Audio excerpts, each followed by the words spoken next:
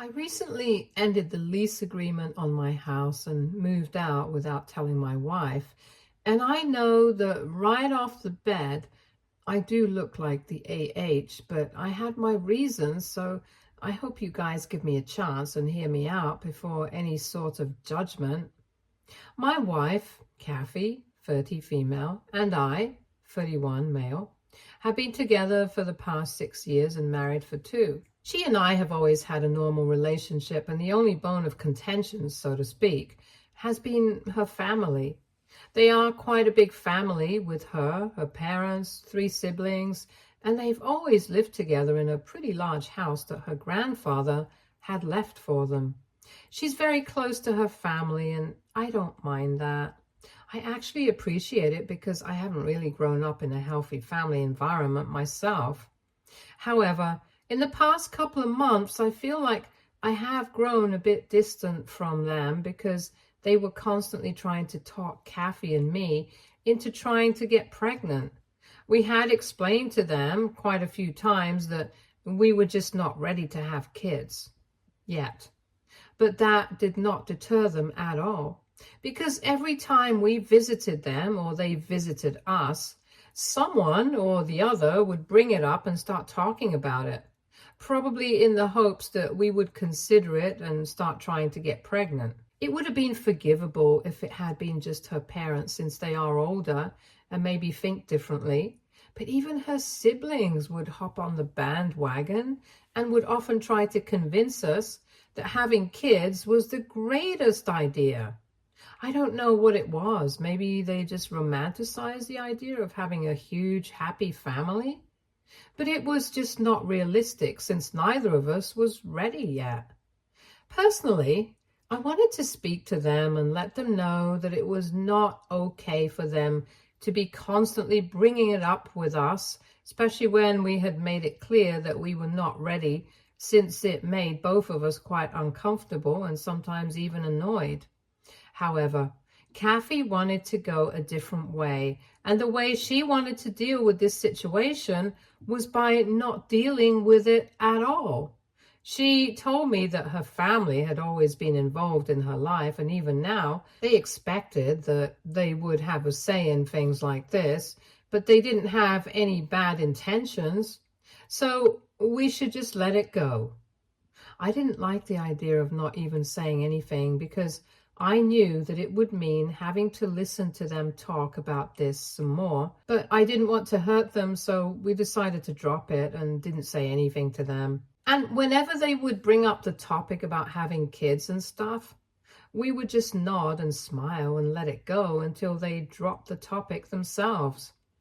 That's why I had been finding it very hard to get along with them in the past couple of months and had been distancing myself from them. However, 2 weeks ago, something very unfortunate happened and they had a major fire at their house. It's in the process of getting reconstructed right now, and that's going to take a few months. Insurance has it all covered, so they don't need to worry about the money going into it either. But what they did need to worry about was the temporary accommodation that they would need, since their insurance plan would cover them just about a couple of weeks. And after that, they would be on their own and have to spend out of their own pockets.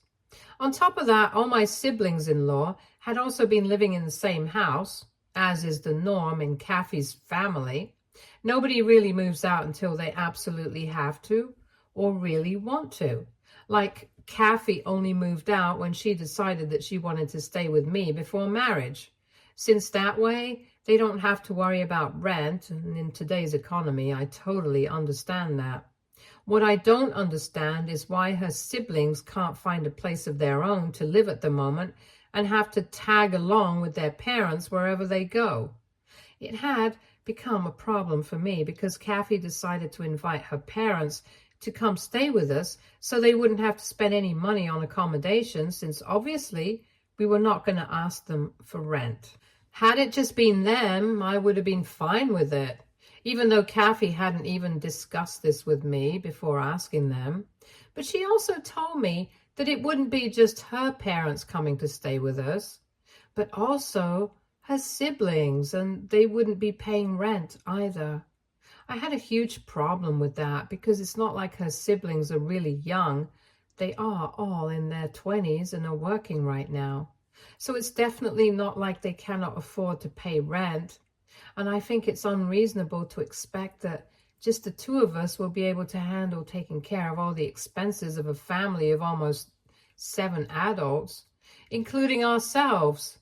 It was an impossible task, and there was no way that we would be able to avoid burning through our savings if we did not ask them to contribute to the household expenses. And I didn't mean just rent. I meant groceries, utilities, and whatever other costs were incurred during their stay. If they couldn't afford that, it would be better for them to find separate accommodation for themselves, because there was no way that I was going to allow Kathy's entire family to move in and live on our dime for the next couple of months. That's when Kathy started throwing a tantrum and told me that I was being selfish, even though I really don't think that was the case. I thought I was being perfectly reasonable because I did not see any reason why her entire family needed to come over and stay with us for free for the next couple of months, or why she had even invited them to do so, knowing that we would definitely not be able to afford that kind of thing. For context, I work in marketing and she's a high school teacher, and together, with the kind of income that we bring home, we might be able to support her parents and let them live with us for free for the next couple of months, but her siblings are out of the question. I kept trying to explain to her that they have jobs and they earn enough money to find places of their own, that they are adults and they will be fine. But she kept insisting that she had to have her whole family over because she wanted to be there for them in such tough circumstances.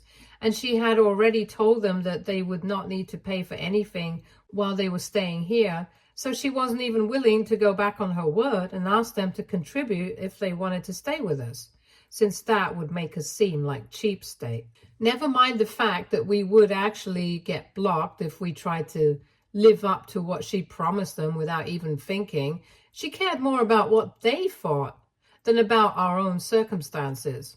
So we just kept arguing about it for a good half an hour, and I tried my best to keep my cool, but it started to get really difficult because she just didn't get my point at all and kept making it sound like I was the one who didn't understand. Eventually, she just snapped at me and told me that I was never going to understand, and it was foolish of her to expect me to even try and sympathize with her, because I was just an orphaned loser, and I was never going to get what she was feeling. That hit me really hard, because everyone who knows me knows that it's a really sore spot for me. I lost my parents in a car accident when I was little, around the age of 9, and then I was passed around from relative to relative and didn't have a proper home until my dad's uncle decided to adopt me at 13, just so that I would have a permanent home. He was nice enough to me, but there was no emotional connection since he was too busy with work, and the only reason he had even adopted me was because my grandparents were getting up there in age and nobody else was ready to take care of me on a permanent basis. Unfortunately, I lost him to cancer as well a couple of years ago, and since then, I don't really have any parental figures to look up to. My parents and my family, or their lack thereof, are a trigger for me, and Kathy, of all people, knows that really well. So I guess that's why she decided to hit me where it hurts. When she said that to me while arguing, I was so shocked that I just didn't say anything to her or in general for the next couple of hours. I went to my office, locked myself in, and I kept hoping that she would walk in, apologize or something, or at least try to speak to me, but she didn't. I thought that maybe she would come back to me the next day, but even then, she just left for work and didn't even look back. I was really disappointed and had a total breakdown, after which I decided that I was going to leave. It was a really low blow, And if she didn't even feel sorry about it, it meant that she clearly did not love or respect me as much as I thought she did. Because if I had been in her place, no matter how angry I felt, I would never say something like that. So that day, while she was at work, I decided to stay back home and speak to the landlord and told him that I wanted to end my lease. He told me that he would arrange for it, and after that was confirmed, I started packing my things, and with a couple of clothes and other essential belongings that I would absolutely need, I drove to a friend's house, and since then, I've been staying with him. Even after I left and did not come back, Kathy did not try to reach out to me, and it felt as if this made no difference to her at all. And even if I did, it was probably not as important to her as it was to prioritize her own ego. I've been pretty miserable for the past couple of days, ever since last week, since I left home and had been contemplating speaking to a lawyer about divorce, because at this stage, I don't see the point of staying together, since she has made it very clear that she's perfectly fine without me as well. And honestly, our last fight really left a bitter taste in my mouth. My feelings on this situation had already been quite complicated, and after speaking to Kathy yesterday, I'm even more confused about what to do, because a few days back, I finally ended the lease agreement with my landlord, and he approached Kathy to discuss this with her, since now she was going to be the primary tenant of the property, and that's how she found out that not only had I moved out, but I had also ended the agreement without her knowing. That was why she had called me up, and when I answered the phone, she immediately started yelling at me and told me that I had taken things too far by doing this. Apparently, after the fight we had last week, she had called her parents up the very next day and told them that she would only be able to allow them to stay with us, and her siblings would have to find places of their own.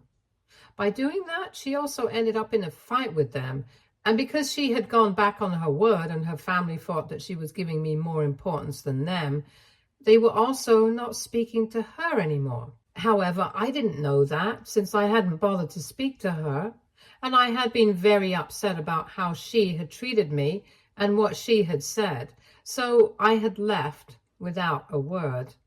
Both of us had kept waiting for the other to apologize, to reach out to us. And that had created a bit of an ugly situation, because now I had already signed off on ending the lease, and she had to find out about it from the landlord and not me. Both of us knew for a fact that she wouldn't be able to afford the rent on her own salary, since she earned significantly less than I did, and she thought that it was really cold of me to put her in that position, because I knew that she would have to give up the house if she wouldn't be able to afford rent. She told me that she was really sorry about the comment that she had made and whatever she had said while she was fighting with me. But the least that I could have done for her was at least inform her or try to talk to her before taking such a huge step. While we were on the call, she even started crying, and that made me feel really awkward. But I stood my ground, and I told her that I needed some time to think about what I wanted to do, because what had already been done could not be reversed. She kept requesting me to come back, but I told her that I needed some time to think things over. That was yesterday. And this evening, a couple of hours ago, even her family members reached out to me to apologize on her behalf, and their own as well. They told me that they were sorry about everything, especially for not respecting my boundaries and putting us both in a difficult position.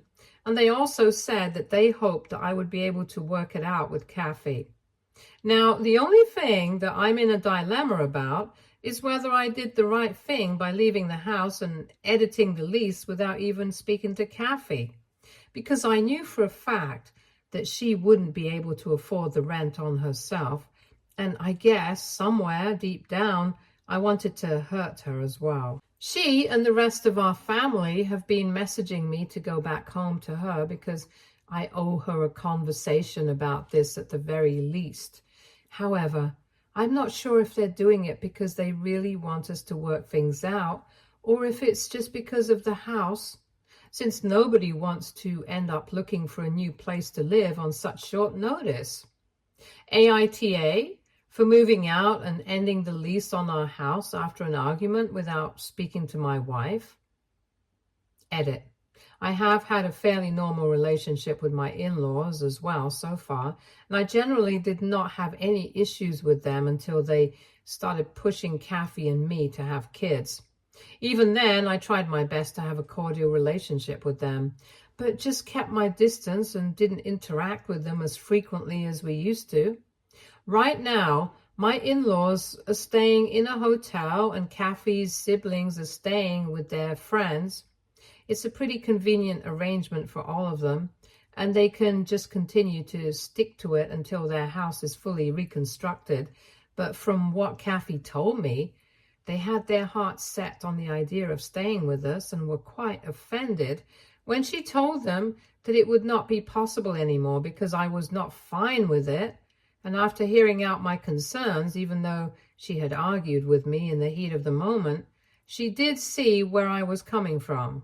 But apparently her parents and her siblings did not feel the same way and had ended up fighting with her because not only was she going back on her word, but they also found it quite unfair that even if they came over to stay with us, we would expect them to pull their weight around the house and contribute to the expenses. They had told her that this is not how family treats each other, and Kathy had tried to defend me, but they started lecturing her for that as well, because they thought they were being pushed to a corner because of my influence on Kathy, and had even brought up how they were being sidelined all the time by me by talking about the baby thing, even though Kathy did not want kids right now either.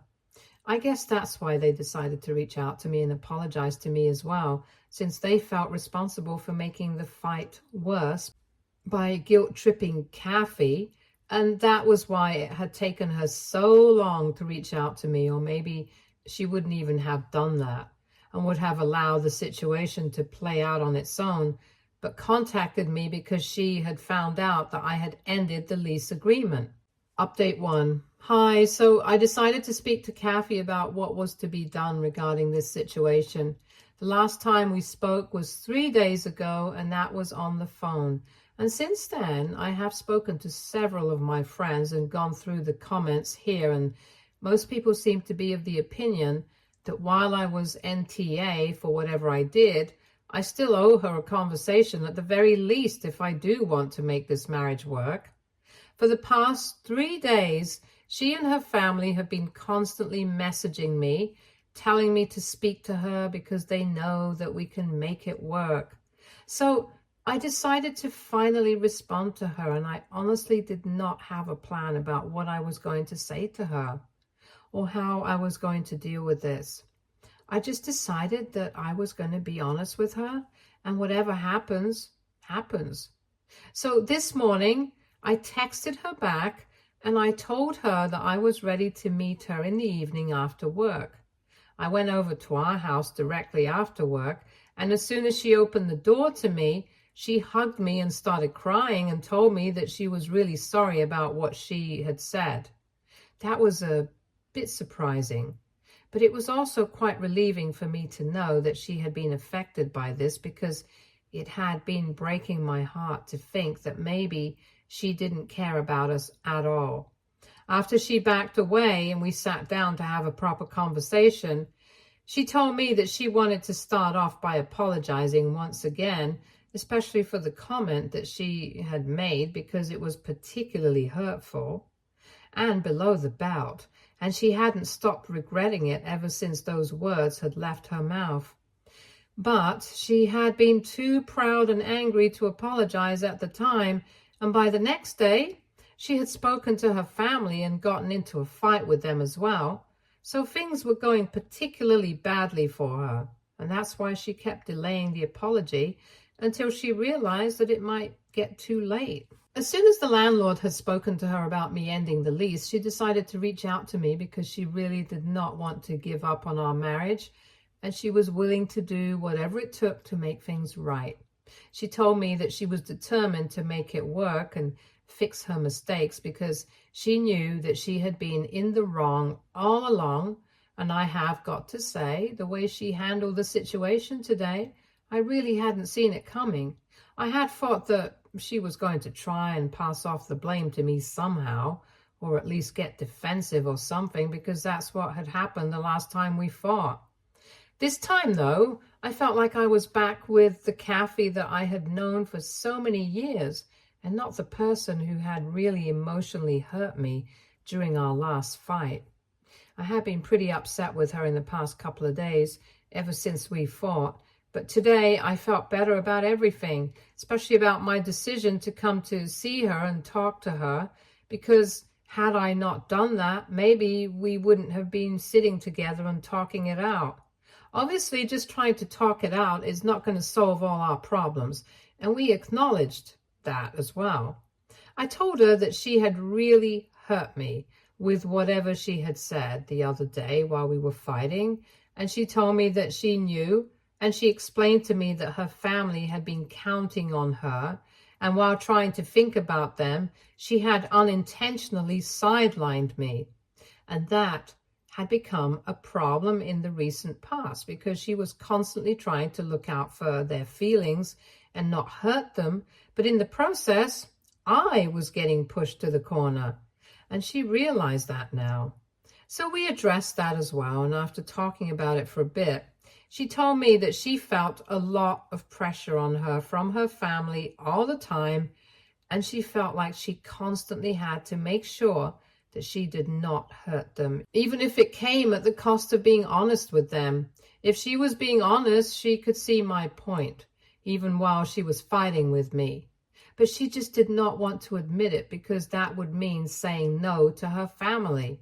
Even with the topic of children and stuff, it was the same thing. She just couldn't be honest with them because she didn't want to hurt them. And they were not the kind of family who took these things lightly either, since you guys already know that they had also fought with Kathy because she had gone back on her word. But she had to stand her ground because otherwise she would have lost me. And now that things have come to a stage where her family's stubbornness is affecting our marriage, we decided that it was time to deal with it and let them know that they cannot push their boundaries constantly. So we have decided that she's going to speak to her family and sort things out with them. And in the meantime, I'm going to be looking for couples counseling because I think we could do better with it. A lot of my friends have also suggested it to me since it's very obvious that I really want to make it work with Kathy because we have been together for a long time and this is the first major snag that we have hit. So I believe that we can still make it work since it hasn't been something very extreme. I know this decision might not sit well with a lot of people, but I think our marriage is worth giving a chance because I've known Kathy for the longest time and I know what kind of person she is. So I'm confident that I'm doing the right thing. And of course, after she's done speaking to her family, things are going to change for the better on that front as well. Update 2. Hi everyone, thank you so much for all the comments and support on my last update. It was really nice. Like I had said, Kathy and I decided to sort out our differences, so I moved back in and we are going to go back to how we used to live. Of course, we're still going to go for couples counseling as soon as we find somebody who suits our needs. We are in the process of looking right now, but decided to rip the Band-Aid off a couple of days ago with her family. Unfortunately, it did not go well, but it went exactly as I had expected it to go. Kathy went by herself to go visit them so that she could speak with them in person because we didn't think that my being there was going to help the situation and might even make them even more upset. She was with her family for almost 2 hours, and when she came back, she looked exhausted and really upset. So I knew that things hadn't gone down well. Kathy told me that as soon as she had told them that she wanted them not to push their boundaries with her constantly, because it made both of us really uncomfortable. And after our recent fight, it was clear that it had been affecting our marriage as well. They started freaking out at her and bad-mouthing me as well. They thought I was being selfish and narcissistic by making it seem like they were the problem, even though they were just acting like her family and relying on their daughter. And when Kathy tried to defend me, they started going off on her as well, saying that she had been brainwashed by me and didn't even know what she was saying. They just kept talking in circles and arguing until Kathy gave up and told them that she had decided what she wanted, and it was for them to back off and not constantly over-involve themselves in her life and not take offense just because she couldn't bend over backwards for them. Her family got really upset, and they told her they were going to maintain the boundaries by not speaking to her at all from now on, because it was obvious that she and I were way too sensitive and self-centered to care about them or their feelings. After that, Kathy left because there was no point in speaking to them anymore, and the family meeting was done and dusted. But she's not entirely unhappy with how things turned out, because even though it did not go well, at least she stood up for herself and spoke her mind. So we are pretty proud of her for that. And now, if her family decides not to speak to her, it's their loss and not hers. She has always prioritized them whenever she can and tried to be there for her family. But if they can't see that, then I guess we really know who are the real self-centered people here. Update 3. Hi guys, so it has been 3 months since Kathy and I started marriage counseling, and it has been going pretty well so far. We are communicating more and trying to understand each other, and even when we have petty arguments, we sort it out immediately because we don't allow things to build up. Her family has still not spoken to her about that last update, but I guess they're going to reach out to us pretty soon since Kathy recently discovered that she is pregnant. We haven't made any announcement yet because it's pretty early on in the pregnancy, and we want to wait it out until we start telling people. Only really close friends of ours know about it, and we trust them because we know they're not going to tell anybody else. In case after we announce the pregnancy, her family doesn't reach out to us, it's all well and good. But if they do, both Kathy and I have decided that we are going to have to tell them to back off until Kathy herself is ready to speak to them and sort out the differences. And that's not going to be possible while she is pregnant. So they're going to have to wait until after the baby's born, and possibly even longer, because she is not a doormat for them.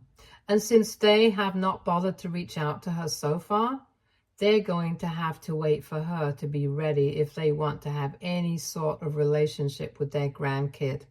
However, keeping all of that aside, Kathy and I have never been happier, because even though we haven't been planning for it, it happened organically and at the right time. Of course, we were really stressed out when we found out, but after a couple of days, we came to terms with it and we were even happy. I don't know if it had anything to do with our renewed faith in our marriage, but for some reason, even though we were not ready until a couple of months ago, we felt ready now. Or maybe, I guess it's just easier to deal with things when people are not constantly pushing you to deal with it. But whatever the case is, Kathy and I are really happy, and we are looking forward to this new chapter of our lives. Stay tuned for more stories from Argo Relationships.